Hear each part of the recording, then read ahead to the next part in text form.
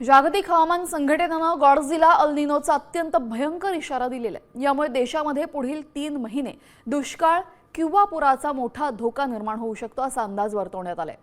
मात्र आयओडी आणि एमजेओ या 2 प्रणाली भारतामध्ये या दुष्काळ पूरपरिस्थितीपासून वाचवू शकतात। तर दुसरीकडे राज्यामध्ये पुढील 48 तासांमध्ये वादळी पावसाचा अंदाज आहे।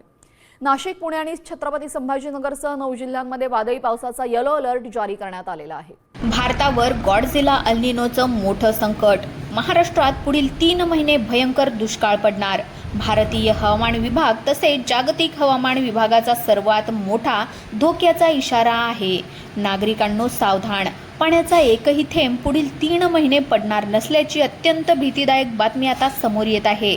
देशामध्ये पुढील 3 महिने सगळ्यात भयंकर दुष्काळाचा काळ असणार, यावर आता शिक्कामोर्तब झालाय। तसेच महाराष्ट्रातील तब्बल 20 जिल्हे असे आहेत जिथे जमिनीला मोठ्या भेगा पडतील आणि तीव्र पाण्याची टंचाई निर्माण होईल। या बातमीला अजिबात हलक्यामध्ये घेऊ नका, कारण हा इशारा फक्त भारतीय हवामान विभागाने दिलेला नाही, तर थेट जागतिक हवामान संघटनेने भारत, श्रीलंका आणि ऑस्ट्रेलिया अशा 3 ते 4 देशांना संयुक्तपणे यांनी दिलेला आहे। खरं तर काल परवापर्यंत टीव्हीवर बातम्या येत होत्या की मान्सून वेगाने पुढे सरकतोय। मान्सून अंदमानवरून निघाला असून तो केरळमध्ये कधीही दाखल होईल। लोक अगदी खुश झाले होते, कारण काही तासापूर्वीच मुंबईमध्ये अचानक पाऊस झाला। अहिल्यानगरच्या भागामध्ये पावसाच्या सरी कोसळल्या। पुण्यामध्ये काही भागात तर विदर्भ आणि मराठवाड्यामध्ये वादळी पाऊस झाला। पण हा मान्सूनचा नाही, तर या गॉडझिला अल निनोचा परिणाम असल्याची धक्कादायक माहिती आता समोर येत आहे।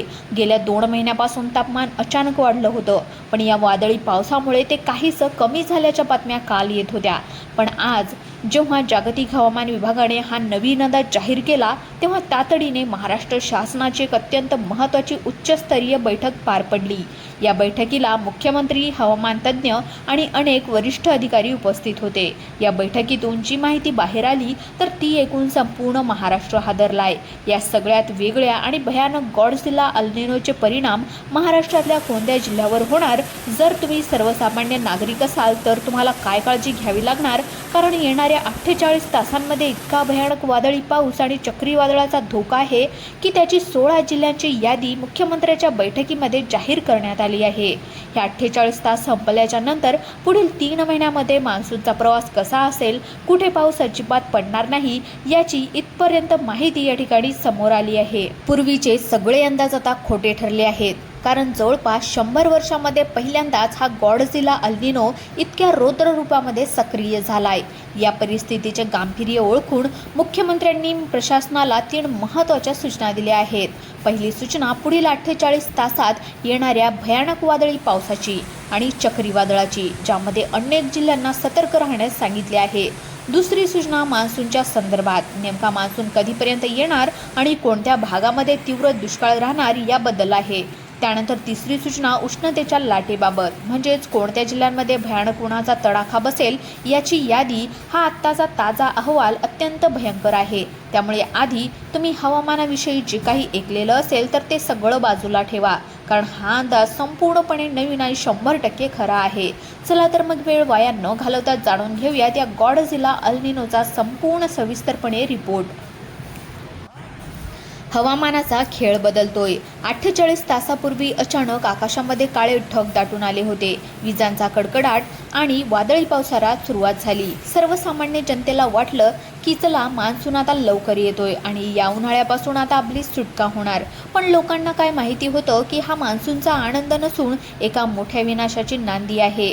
अचानक हवामान विभागाकडून एक अत्यंत चिंताजनक बातमी आली की प्रशांत महासागरामध्ये एक अशी अघटित घटना घडली आहे जिचा फटका संपूर्ण जगाला बसणार आहे, आणि त्यामुळे भारताला, विशेषतः महाराष्ट्रामध्ये पुढील 3 महिने मान्सून या ठिकाणी गायब होणार आहे।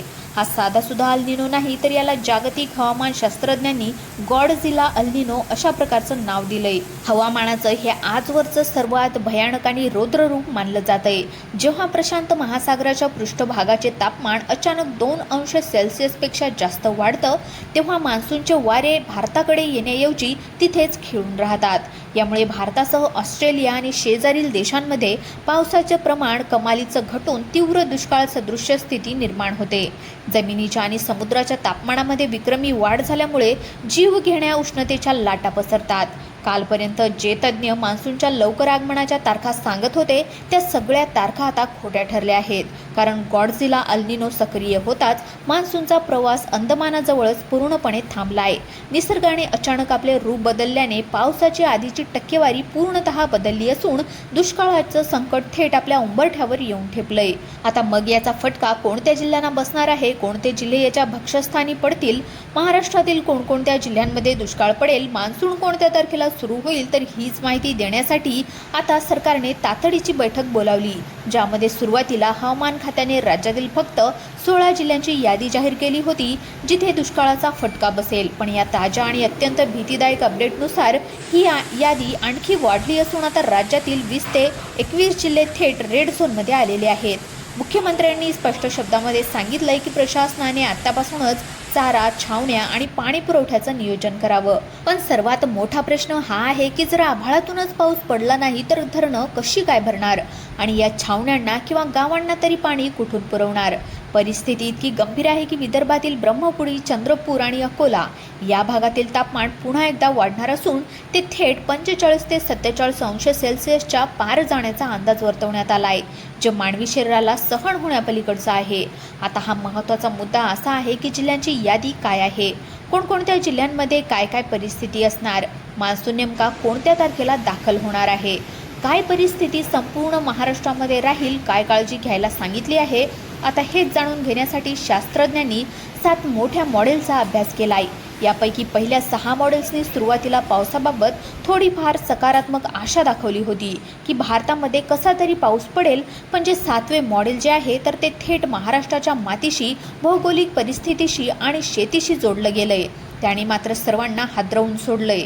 या 7व्या मॉडेलच्या अहवालानुसार मान्सूनच्या सुरुवातीला म्हणजेच जून महिन्यामध्ये अरबी समुद्रातील स्थानिक बदलांमुळे थोडाफार वादळी पाऊस कदाचित पडू शकतो. पण जुलै, ऑगस्ट आणि सप्टेंबर या मुख्य महिन्यांमध्ये परिस्थिती अत्यंत बिकट आणि गंभीर होणार आहे. महाराष्ट्रातल्या 36च्या 36 जिल्ह्यांमध्ये सर्वदूर आणि सलग पाऊस पडणारच नाही, केवळ काही तुरळक ठिकाणीच मध्यम स्वरूपाच्या सरी कोसळतील.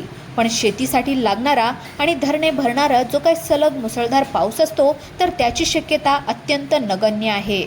म्हणूनच हवामान मॉडेलच्या आधारे राज्यातील शेतकऱ्यांना हात जोडून एकच कळकळीची विनंती करण्यात आली आहे. जून महिन्यातील सुरुवातीचा अवकाळी किंवा वादळी पाऊस पाहून घाईघाईने पेरणीची चूक अजिबात करू नका. जर तुम्ही घाई केली तर पहिल्या पावसाच्या नंतर थेट मोठा खंड पडणार आणि तुमची महागडी बियाणे संपूर्णपणे वायासुद्धा जाऊ शकतात. आता या संपूर्ण भयानक परिस्थितीमध्ये संपूर्ण महाराष्ट्राला ज्या सस्पेन्सची प्रतीक्षा होती तर ती महत्त्वाची माहिती अखेर समोर आली आहे. गॉडझिला अल्निनोचं एवढं मोठं महासंकट देशावर फोंगावत असताना भारताला या तीव्र दुष्काळापासून वाचवण्यासाठी निसर्गाच्या 2 अद्भुत हवामान प्रणाली बॅकग्राऊंडला सक्रिय होत आहेत. जर या 2 यंत्रणांनी योग्य वेळेमध्ये साथ दिली तर गॉडझिला अल्निनोचं संकट असूनही भारताचा आणि महाराष्ट्राचा मान्सून काही प्रमाणामध्ये नक्कीच वाचू शकतो. यातील पहिली महत्त्वाची प्रणाली म्हणजे इंडियन ओशन डायपोल, ज्याला सोप्या भाषेमध्ये हिंद महासागराचा अल्निनो असेही म्हटले जाते. जर यंदाच्या पावसाळ्यामध्ये या आयओडीचा टप्पा पॉझिटिव्ह म्हणजे सकारात्मक राहिला तर तो अल्निनोच्या दुष्काळी प्रभावाला पूर्णपणे नष्ट करण्याची ताकद ठेवतो आणि त्यामुळे भारतामध्ये पुन्हा एकदा चांगला पाऊस पडू शकतो. यासोबतच दुसरी महत्त्वाची प्रणाली म्हणजे मॅडन-जुलियन ऑसिलेशन. होय, हे ढग आणि वाऱ्यांचे एक जागतिक चक्र आहे जे विषुववृत्तावर सतत फिरत असते. जेव्हा हे चक्र भारताच्या आकाशावरून प्रवास करते तेव्हा ते अल्निनोने कमकुवत झालेल्या मान्सूनमध्येही कमालीची ताकद भरते आणि अचानक मुसळधार पावसाच्या सरी खेचून आणते. याच 2 प्रणालीमुळे गॉडझिला अल्निनोच्या विळख्यातून भारताचे संरक्षण होऊ शकते. या सगळ्या घडामोडी दरम्यान हवामान विभागाच्या ताज्या आणि सुधारित अंदाजानुसार मान्सूनची नवीन अधिकृत तारीख आता जाहीर करण्यात आली आहे. जो मान्सूनचा पाऊस पूर्वी 7 जूनच्या आसपास महाराष्ट्रामध्ये धडकणार असे सांगण्यात आले होते तर तो आता गॉडझिला अल्निनोच्या अडथळ्यामुळे लांबणीवर पडला असून 10 जूनच्या नंतरच महाराष्ट्राच्या मातीमध्ये पाऊल ठेवण्याची शक्यता या ठिकाणी वर्तवण्यात आली आहे. या बदललेल्या परिस्थितीमुळे शेतकऱ्यांसाठी पेरण्याची जी काही नवीन सुरक्षित तारीख प्रशासनाकडून देण्यात आली आहे. या बदललेल्या परिस्थितीमुळे शेतकऱ्यांसाठी पेरण्यांची जी काही नवीन सुरक्षित तारीख प्रशासनाकडून देण्यात आली आहे तर ती साधारणपणे 15 जून पासून 25 जून पर्यंत असणार आहे. तसेच पेरणी करत असताना शेतकऱ्यांनी एक अत्यंत महत्त्वाची गोष्ट तपासायची आहे, ती म्हणजे फक्त वरवरचा पाऊस पाहून पेरणीची घाई करू नका. जेव्हा तुमच्या शेतातील जमिनीमध्ये कमीत कमी 6 ते 7 इंच खोलपर्यंत चांगली ओली होईल आणि जमिनीमध्ये पुरेसा ओलावा तयार होईल त्याच वेळी पेरणीचा निर्णय घ्या, जेणेकरून तुमचे बियाणे आणि आर्थिक नुकसान तुमचं होणार नाही. पुढील 3 महिने महाराष्ट्रासाठी अत्यंत कसोटीचे असणार आहेत.